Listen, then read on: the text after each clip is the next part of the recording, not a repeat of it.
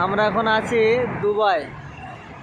আমরা দুবাইতে এই যে দেখা যাচ্ছে এটা হচ্ছে বুর্জ খলিফার ওপরের যে টাওয়ারটা, আর এটা দুবাইতে যে মিউজিয়াম, এই মিউজিয়ামে ঢুকতে গেলে আমার কমপক্ষে 1400-1450 টিকিট। আমরা বাইরে থেকে এটা দেখছি, আর এখানে আমাদের সঙ্গে যারা আছে তাদের কাছে একটু আমি কিছু বলার জন্য বলছি।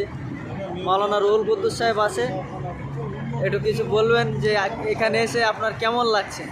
মোটামুটি জায়গাতে আমরা এসছি, তাতে করে আমাদের মোটামুটি অনেকটা বর্তা হয়ে গেছে বলে আশা করা যায়। যে আমরা এত পয়সা খরচ করে যে জায়গাটা এসেছি খুব সুন্দর লাগছে এবং এখানকার পরিবেশটা খুব সুন্দর পরিবেশ।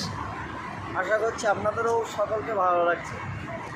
আমাদের যিনি মোয়াল্লেম আছেন আব্বাস ভাই কিছু যদি বলেন যে আমরা এখানে এসেছি কী উদ্দেশ্য নিয়ে এসেছি, বা এখানে আসার আমাদের কতটা মনে ভালো লাগছে বা আপনারও কতটা ভালো লাগছে আমাদেরকে এনে, সেটা একটু বলেন। আল্লাহ শুকরিয়া। আমরা সবাই ওমরার উদ্দেশ্য করে নিয়ে ইন্ডিয়ার থেকে আমরা বার হলাম। এই যাওয়ার পথে আমাদের আবুধাবিতে আমরা নেমেছি। আবুধাবি থেকে আমরা সবার মনের আশা যে আমরা এই দুবাই তো শহরে মানুষ আসে, লক্ষ লক্ষ টাকা খরচ করে এখানে আসতে হয়।